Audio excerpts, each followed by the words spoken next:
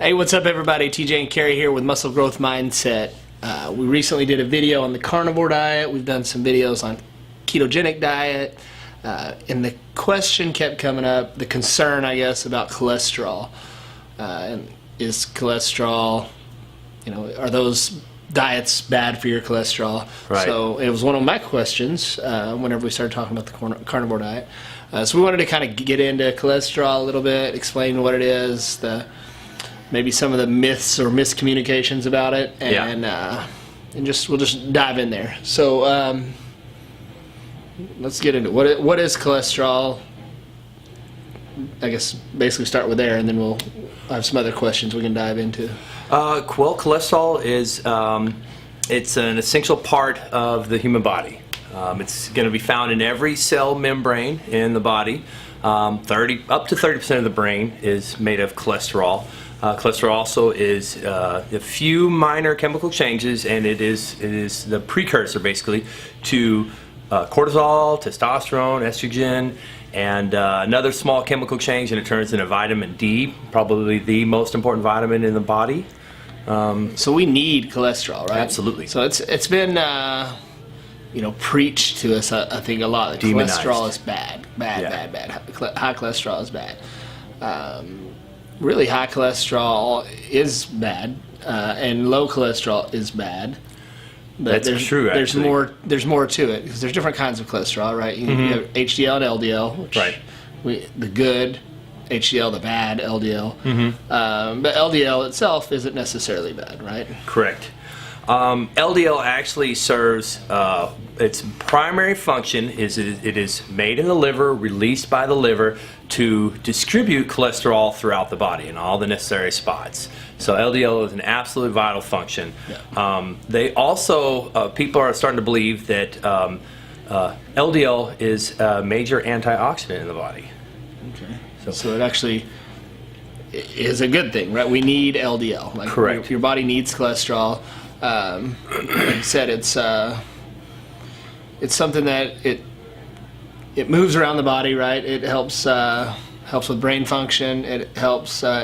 It's a factor in the sex hormones, right? Absolutely. Without your body needs cholesterol, so it can make a lot. But if you're not bringing in materials, and if you're not bringing in enough cholesterol, your sex hormones that can drop, your testosterone, your estrogen, even cortisol, which is really necessary for a lot of vital function, including waking up. And if you lower those, also cholesterol is in the brain. It's an essential part of forming synapses. So a very low cholesterol is a high indicator of increased anxiety, depression, dementia. And without the antioxidant that cholesterol works as, increase in cancer and strokes as well, the brain. Yeah, so you need cholesterol. Yes. Like I said, there's HDL and LDL, and I think the important factor here is keep that HDL up. There's a certain ratio we need, right? We need your HDL to LDL, or actually, it's really your total cholesterol to HDL to be at a certain level. So what a doctor is going to tell you is they want a 5-to-1 ratio of all cholesterol to HDL. If you can get it to 3.5-to-1 or lower, even better. But so LDL moves through the body, delivers cholesterol. It's excreted out of the liver. But when it is oxidized, they get some oxysterols in there, and then that's when it becomes the bad cholesterol. That's when HDL. So HDL's purpose is to pick up those used up or oxidized cholesterols and bring them back to the liver to repurpose them and send them out as healthy LDL once again. So you want a very high LDL to a high HDL to LDL ratio, right. And because HDL fixes the only real problems with cholesterol, HDL fixes those. Right, so LDL is the one that does all the work. It goes through, so you need it in your body to go do all these processes. The problem is, when it does these processes, it oxidizes, and anything oxidized is bad. Right. So when it leaves these leftovers behind, it's HDL, the good cholesterol's job, to come around and clean it all up and get rid of it, basically. Yes. So if you don't have high HDL, high good cholesterol, then you're not going to clean up all this bad stuff that LDL leaves behind, and that's when bad things happen. Yes. Yeah. So, I mean, the HDL, I think a good level is over 40 is what they're looking for if you get your blood work done. And they don't want your total over 200 of HDL and LDL. And I think that's where that 5-to-1 ratio comes in. But obviously, if your HDL is really high, like if you had a 65, 70 HDL, then you could get away with a higher total number. Oh, yeah. Because you have more in that cleanup crew. Absolutely. The 65 to a 240 is a pretty decent ratio, so you're not looking really that bad. So what's how do we control this? Where does cholesterol come from? Like, I'm thinking fats. Absolutely. Right? So you eat a bunch of fats, your cholesterol goes up. Correct. Yeah, you need fats in the body for a number of different reasons, and cholesterol it's for absorption of certain vitamins that are not water soluble. So you've got to have the fats to come in, and then the body uses those fats to make cholesterol, which is vital throughout the body. Yeah. Also, it's triglycerides for energy. You've got to have a fat intake. Period. You can't live without any of the three: glucose, fats, or protein, or carbohydrates. But you can make enough glucose inside of your body that you can do without glucose. But you've got to have a source. You of have to take in fats. Right. So a low fat diet, it may be effective for you to lose body fat for a little while, but it's not healthy. No. Your body needs fats, ideally healthy fats, and that's where I think, let's get into that, healthy fats versus unhealthy fats. We've been talking on the ketogenic and the carnivore diet. We often look at animal fats as bad fats, but your body can kind of utilize them. Yes. In a good way if you're in ketosis. Right. Absolutely. So now the major ways to fix that ratio are probably things everybody's already heard of. Exercise, healthy diet, don't smoke. The majors, but also getting the healthy fats, avoiding trans fats, which are mostly going to be found in fried food, maybe increasing olive oil. But yes, the ketogenic or the carnivore diet, especially the carnivore, has a lot of animal fats and a lot of saturated fats in it.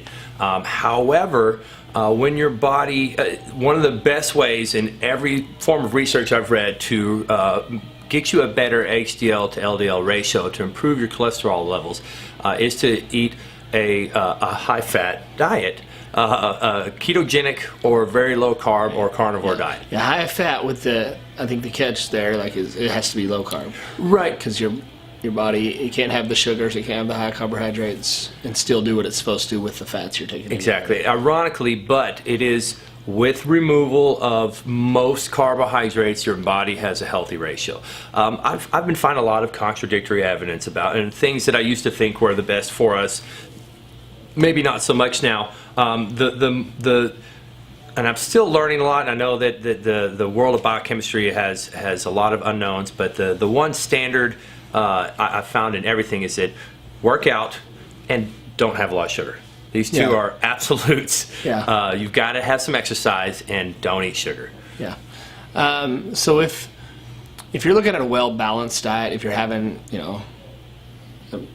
protein, fats, carbohydrates, then you want those fat sources, I think, to come from healthier fats. Mm-hmm. You want olive oils, coconut oils, avocado, fats like that. If you're in a ketogenic or carnivore type diet, then the saturated fats are going to be okay, and they're not going to negatively affect your cholesterol in the long run. As long as you're avoiding trans fats are not easily processed in the body. There's some, it's hard to chemically change them. I won't go into the process, but just difficult to change, and so hard to work with. It's not a good material for the body. Yeah.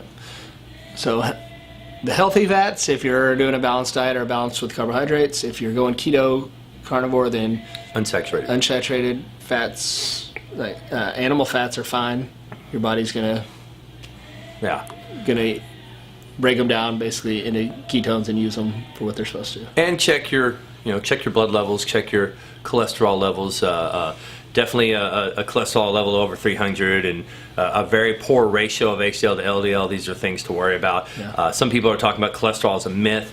It's not all bad. You just knowing the function of cholesterol, why it's important, what can be damaging. LDL, if it's not taken back to recycle and sits in your system, that's a negative. Yeah. So don't be too afraid of cholesterol levels. Yeah, I think don't be afraid. Just like you said, be aware. Yes. And know if it's too high. If your total is over 200, what's your HDL? If it's high, then you have a little more flexibility. Probably If your HDL is low, then you definitely need that total number to be low, and you need to start working on bringing that HDL up. Yeah. If you have too low of cholesterol, he had mentioned some of the negatives there as far as anxiety, depression, cancer, stroke. There's a lot of risks there with low cholesterol. So the goal isn't to get that overall number super, super low. Correct. The goal is to get that ratio of HDL to total cholesterol to, like you said, 3.5. So that's a good ratio, 3.5 to 1. There's something a lot of nutritionists talk about, the SAD, because it's SAD, the Standard American Diet. Yeah. In other countries, they don't worry about cholesterol as much because they're not eating the kind of stuff. They come here and eat our desserts and like, why does everything taste like sugar? It's because we overload everything on sugar, do the high-fat fried foods, and in other countries they don't deal with that. So they don't have these problems. They don't worry about it. Yeah. Yeah. Other factors of cholesterol. Is there anything? I mean, what are we missing here? We've talked about kind of how to correct it. Exercise, proper nutrition. Right. Statins. Yes, you go to the doctor. Sometimes they'll tell you work on your diet, but most of the time they're going to give you a pill, and that's what sadly most people rely on and want. Because okay, let's go off topic. We've talked about this. Like, we believe, I think both of us, that proper nutrition or the right nutrition can pretty much prevent or correct almost any disease. Pretty much everything that is not a genetically inherited disease. I can't think of an exception where a diet wouldn't either prevent or completely cure. In the case of cancer, you want to prevent instead of cure. It's tougher to cure it with a diet, but you can prevent that. You can cure almost every disease out there that's not genetic. Diabetes, heart disease, I think those can be corrected from diet. I think cancer can be prevented from diet. Epilepsy has been cured by the ketogenic diet, and so is diabetes. The carnivore diet is curing almost all the inflammation-caused diseases, including the neurological ones. You eat right, and you can prevent or cure almost anything. You don't need a pill. Right. But that's the problem is people, it's hard to diet, right? I don't want to go on the keto diet. I want carbs. Yeah. So Cookies. Instead, people go to the doctor and they get a little pill that's going to bring their cholesterol down. So tell me about statins. Statins. That's the number one prescribed cholesterol medication is some form of a statin. I find a lot of different opposing evidence, and sometimes I think that the big money is paying for some of these pro-statin arguments, but there's definitely evidence showing that statins can produce some side effects like very low cholesterol can. So because cholesterol is so important for the brain, a lot of things can go wrong with the brain with statins. It can also increase anxiety and stress. Statins are, I think if you have an emergency, maybe they're good for you, but generally, that's why we were talking about that. You eat right, Yeah. I've known a lot of people, I've had a lot of my clients be on statins for different reasons, and I've seen a lot of side effects as far as headaches and just being lethargic and getting run down, and they just don't feel good overall. And yeah, maybe their total cholesterol number went down, but is it worth it for the crap you feel and how awful you feel? I think maybe it's okay to bridge the gap. Like you said, if it's an emergency, you go in and your cholesterol is 348, and it's like, okay, I need to get this down.